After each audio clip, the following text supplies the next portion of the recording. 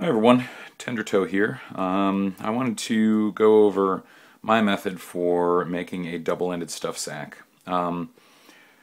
The basic dimensions of this, you're going to have, if you were to look at this rectangular piece of fabric here, you have, this is going to be the sides.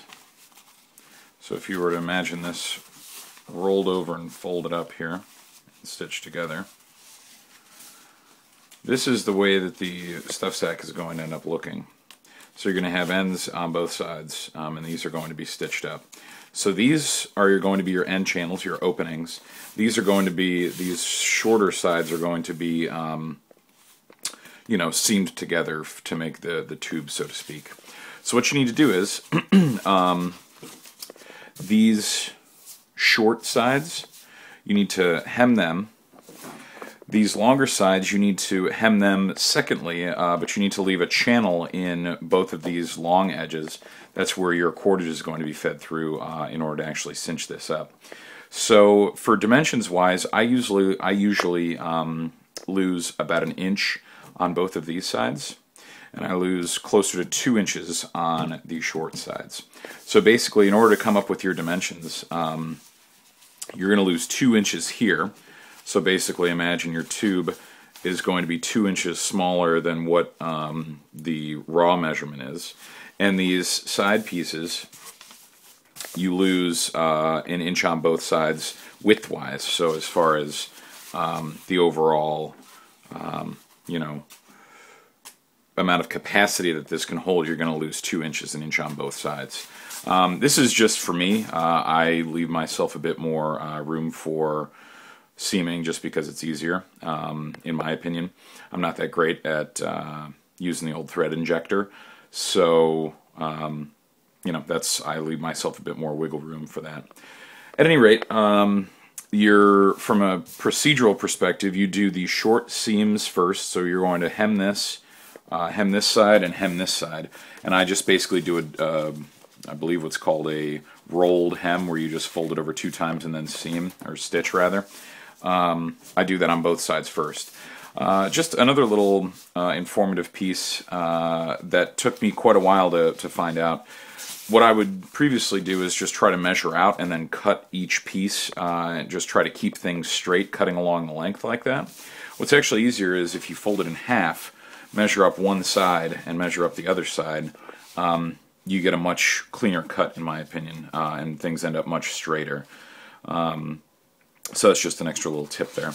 So we are going to hem these sides first, and the way that I do that is I just kind of fold over 2 times, and I start my stitch.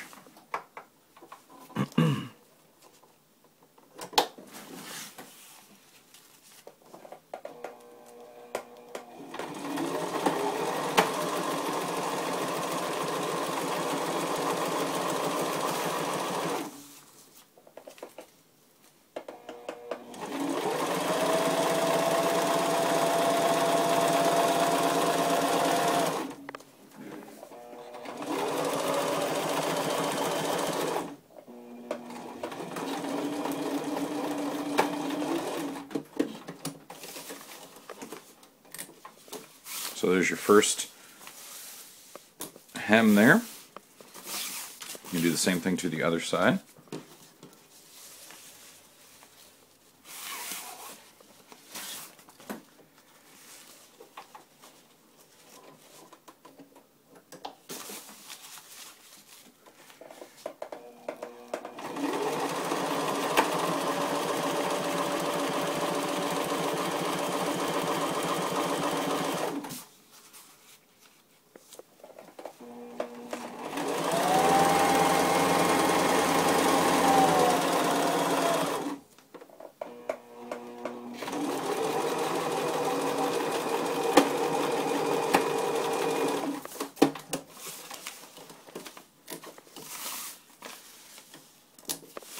So there are your 2 sides. Now we need to make the channels for both ends. And to do that, you just fold over, double the exact same way you've done for the other 2 sides. Now this is actually going to be your channel formed in here for your cordage to actually cinch the ends up.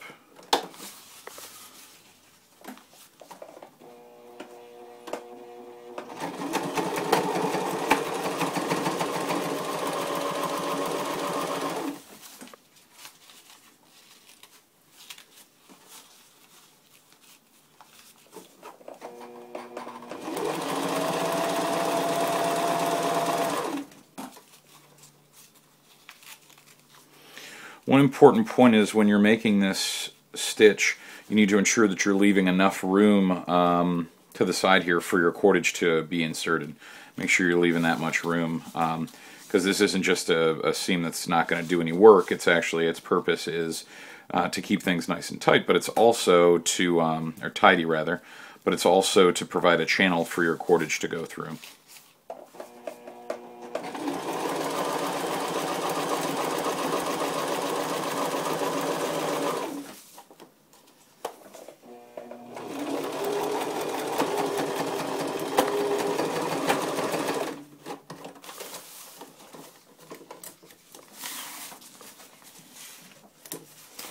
And we are going to do the same thing for this side. We're going to fold over twice.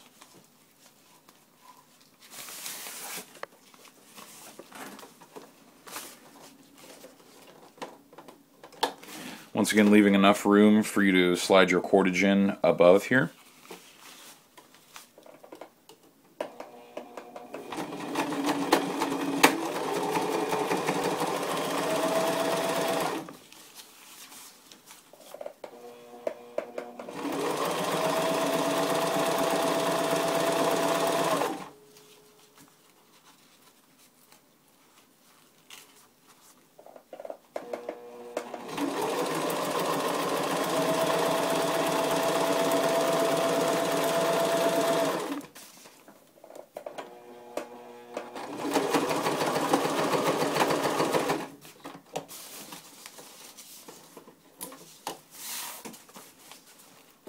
So now you've got all four sides hemmed up.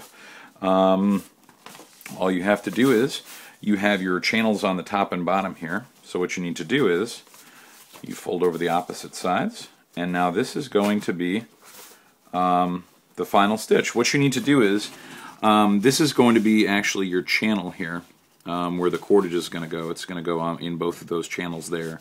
So what you want to do is, you want to start this final stitch below this stitch mark. If you were to just go straight over, you know, you'd end up sealing off that tube where that channel is supposed to be, where the cordage goes.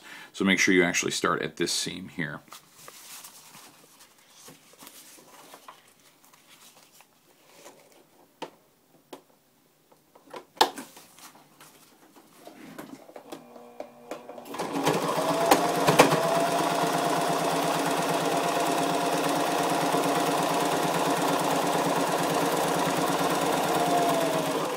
And once again, make sure you stop at the same seam on the opposite side.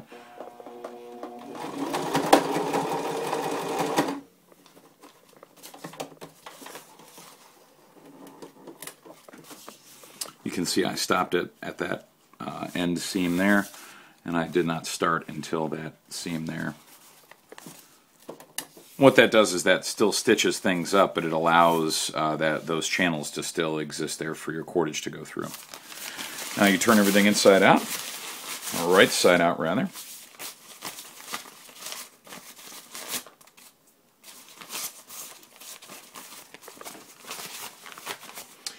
And there you have it, your double-ended stuff sack. You thread some cordage through both channels on both sides, and that's it. You've got a fully functioning double-ended stuff sack for your hammock, for your tarp, or for any other purposes that you may need a double-ended stuff sack. So that's my tutorial there. Hope it was informative. Thanks for watching.